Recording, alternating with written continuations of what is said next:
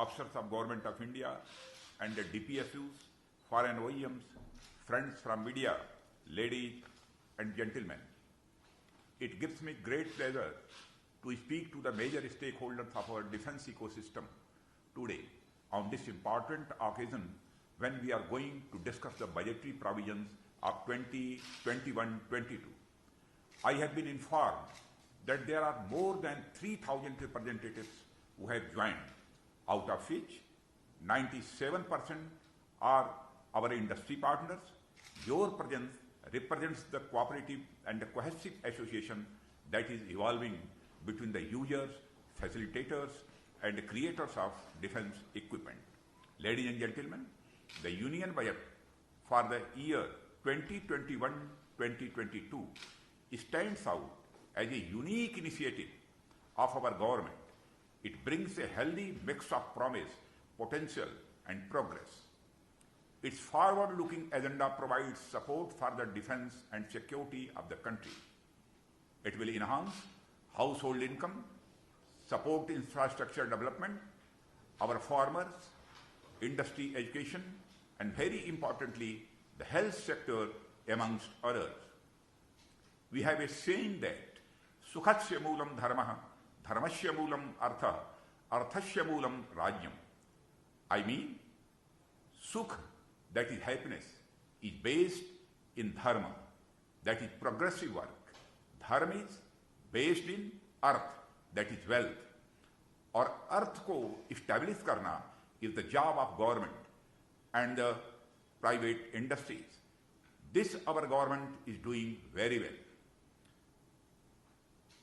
My brothers and sisters, this first ever digital union budget came in the backdrop of COVID-19. The pandemic was a severe setback to economic growth in general and industrial sector in particular.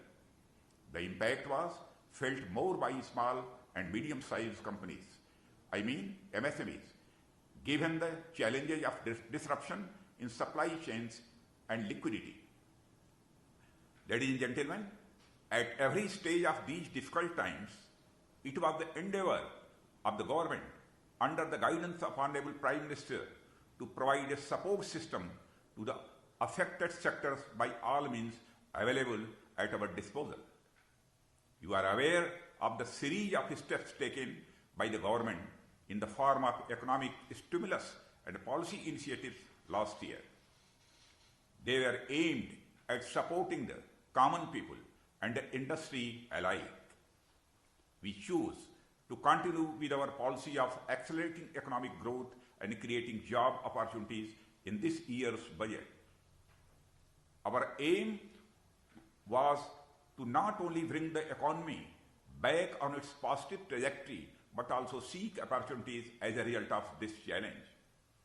One of the foremost ideas that was strengthened as a result was of Atmanirbhar Bharat.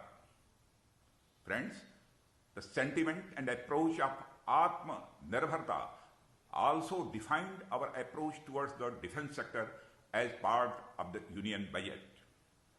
The defense budget has seen an unprecedented increase of 18.75% in capital outlay over the last year and 30% over the year before, which is the highest in the last 15 years. Apart from defense pensions, the budget witnessed an increase of rupees 24,792 crore over financial year 2020-2021.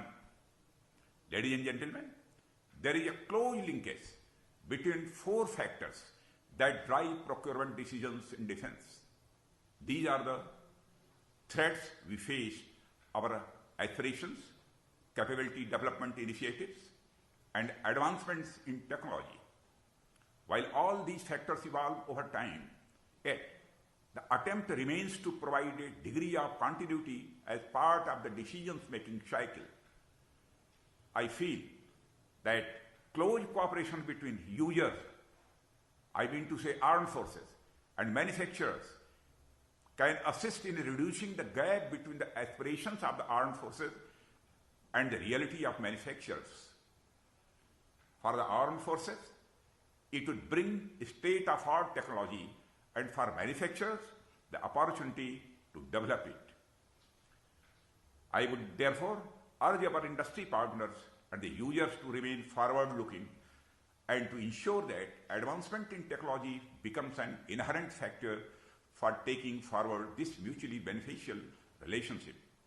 Ladies and gentlemen, the only way to cater for technological advancements in an attempt to remain ahead of the curve and yet remain frugal is by making in India and thinking global, or you could say the mantra, make in India, make for the world. The defense industry represents a niche domestic market. Eventually, the industry can only thrive by going global. This is the reason why our government is actively promoting and facilitating not only domestic manufacture but also an export-oriented defense industry. Today, ladies and gentlemen, the most important factor that is going to drive the domestic industry is indigenization or Atmanirbhar Bharat. We understand that this may lead to higher initial costs.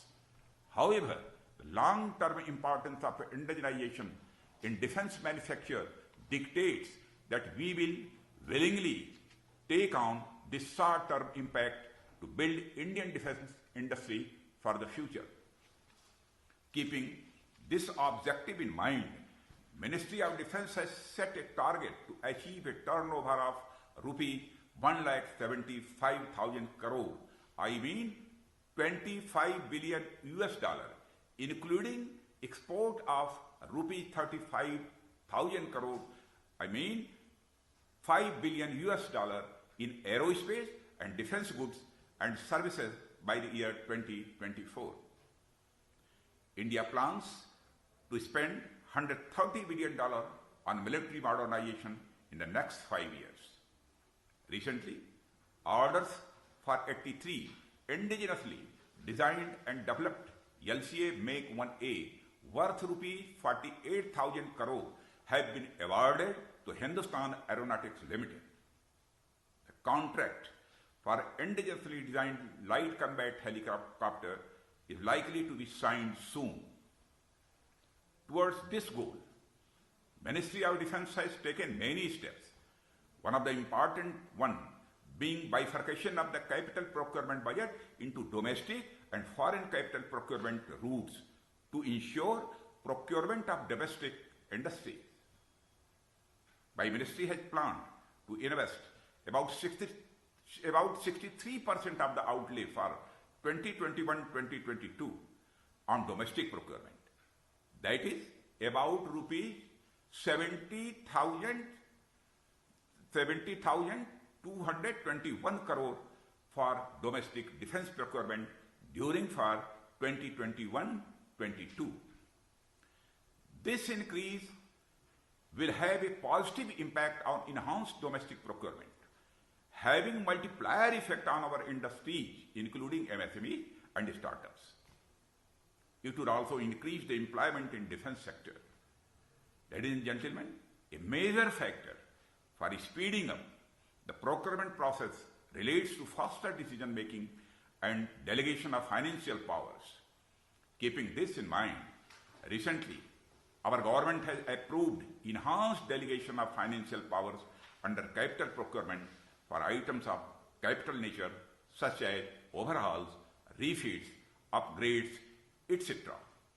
This will enhance the utility of existing assets and facilitate faster processing and implementation of projects. Ladies and gentlemen, in order to realize the vision of Atmanirbhar Bharat, the Government of India has brought many reforms in last 6 years. There is a clear focus of the government on ease of doing business to encourage foreign OEMs to set up manufacturing units in India, develop joint ventures and promote private participation in defense sector. I would like here to name a few, just to emphasize that the new budget is in continuation of our past commitments and indicates policy stability too. Industrial licensing requirements have been eliminated for a number of items. Where the industrial license is still required, the process has been simplified. Ladies and gentlemen, government has notified 46 items under the latest Public Procurement Order 2017, for which there is a local capacity available.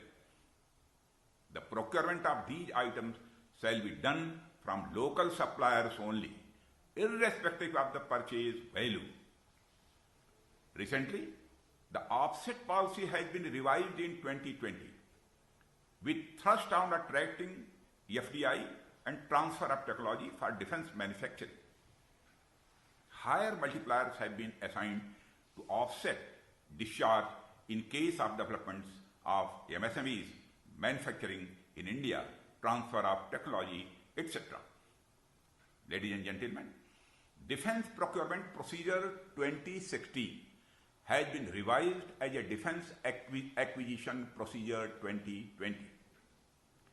It is driven by the tens of defense reforms announced as a part of Atmanirbhar Bharat Abhiyan.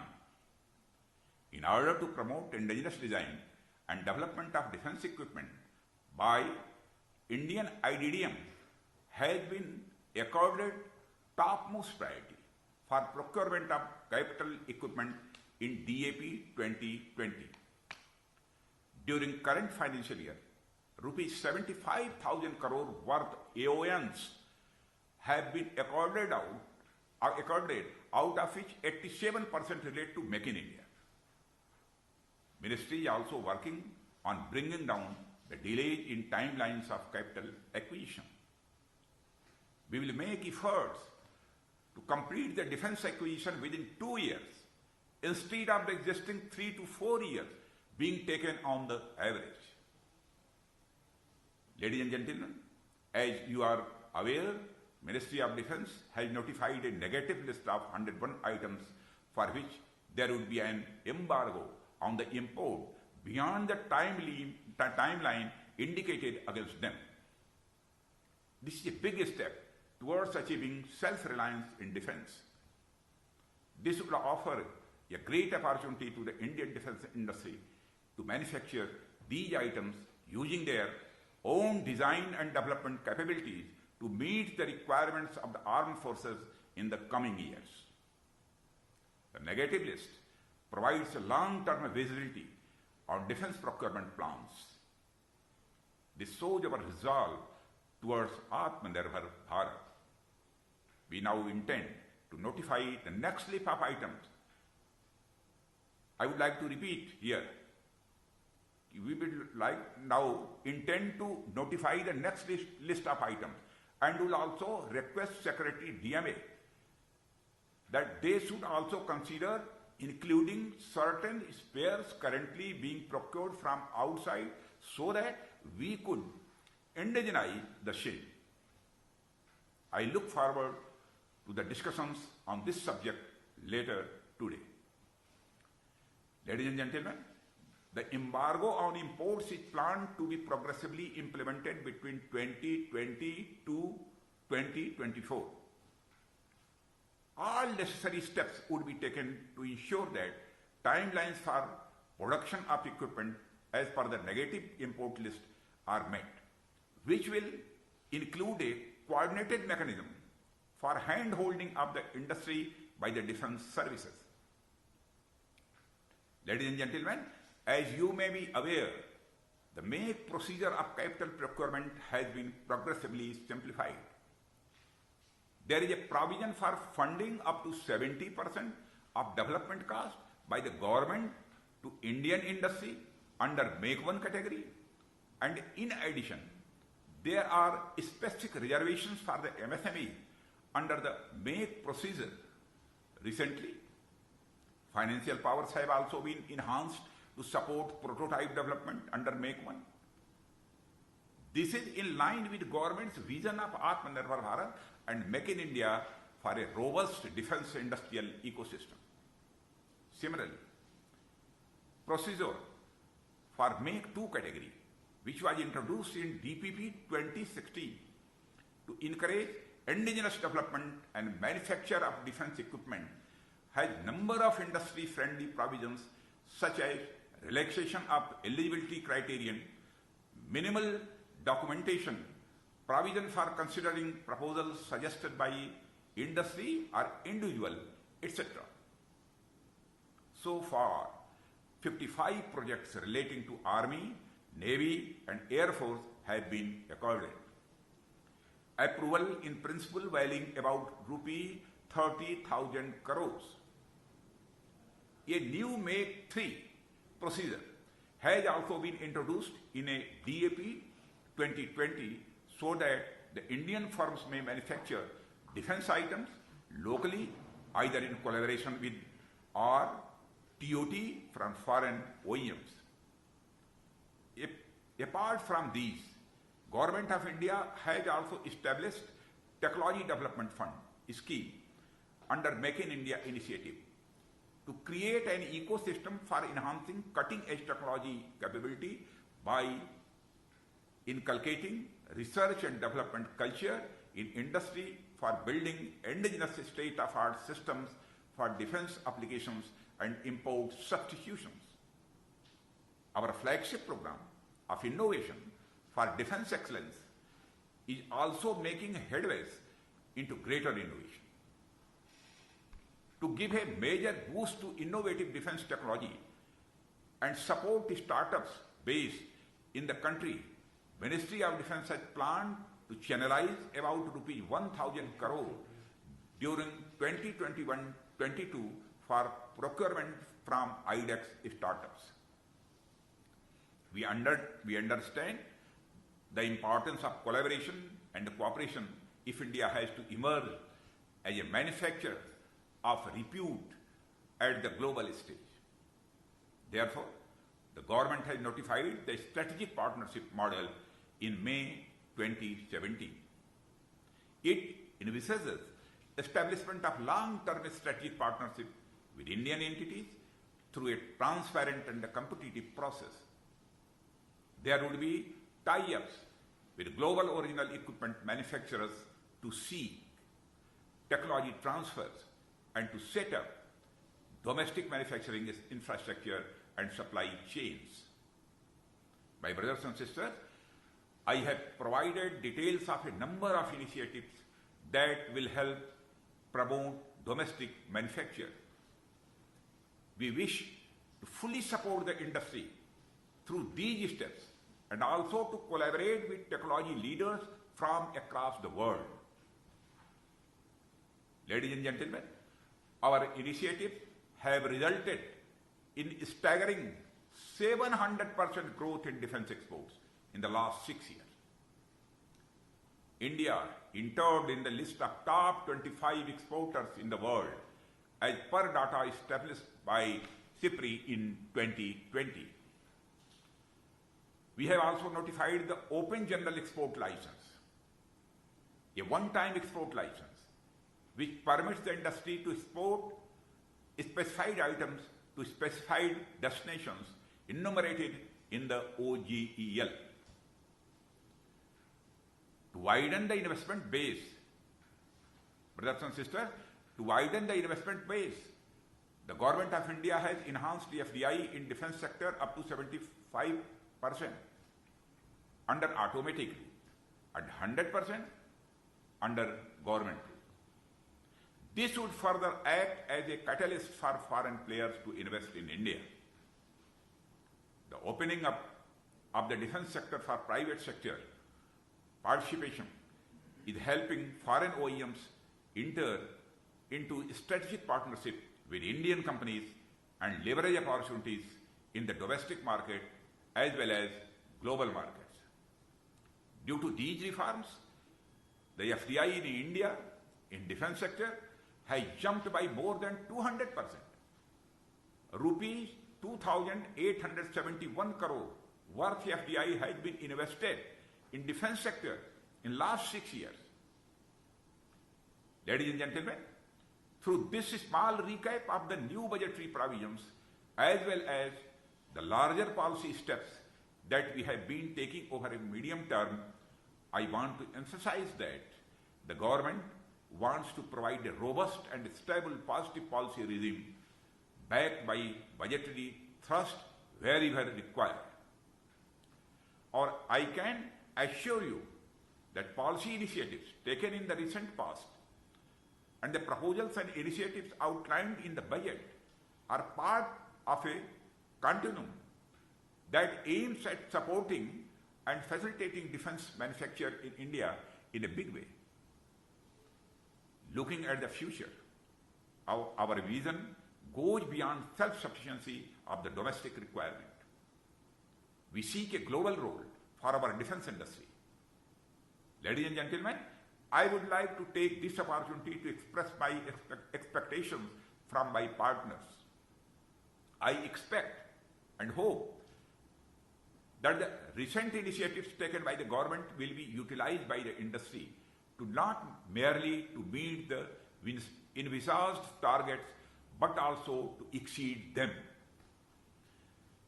This is perhaps the best time for industrial houses to invest in research, design and development and manufacturing facilities. I hope to see greater focus on dual-use technologies, especially in the aerospace sector, and also in establishing maintenance, repair, overhaul facilities. In the past, the enthusiasm shown by young innovators has been particularly encouraging. I wish that our youth participates in defense innovation and takes it forward in leaps and bounds. Ladies and gentlemen, I have been informed that the various interactive sessions will be held today. These sessions will deal with the defense ecosystem by the Defense Secretary, industry perspectives on defense budget 2021-2022, discussions by Department of Military Affairs officials on negative list, procurement and acquisition issues by acquisition wing, etc. Ladies and gentlemen, this exercise of having 2 days interactive event with you only indicates the government's vision and intention to work hand in hand with industry. I also hope that this opportunity to interact with senior officials from the armed forces and the MOD civil servants will help answer any queries you have. This is indeed a unique opportunity. Please feel free to seek any clarification and details about defense budgetary and defense procurement related issues during the course of 2 days proceedings. Ladies and gentlemen, I would here add a small word of advice. Generally, in forums like this, when we deliberate at the national or macro level, we tend to forget the micro picture. We tend to forget the actual project or field level difficulty which might be faced by our MSME units or small supply chain partners. We need to keep them and the whole chain in mind when we discuss any policy, budgetary or otherwise. This will help us in achieving our objectives better. I am sure that the deliberations of the day will throw up options and solutions in our collective bid to seek the right answers for not only becoming Atmanirbhar but also a Vishwavyapi, worldwide defense manufacturer and exporter. I wish you all the very best for the successful conduct of this webinar. Jai Hind. Thank you very much. Thank you, sir. Thank you for the inspiring words. On this momentous occasion, it gives me pleasure and privilege to invite the Honorable Prime Minister of India, Shri Narendra Modi ji, to deliver his keynote address. Honorable Prime Minister. वैसे आप सब जानते होंगे कि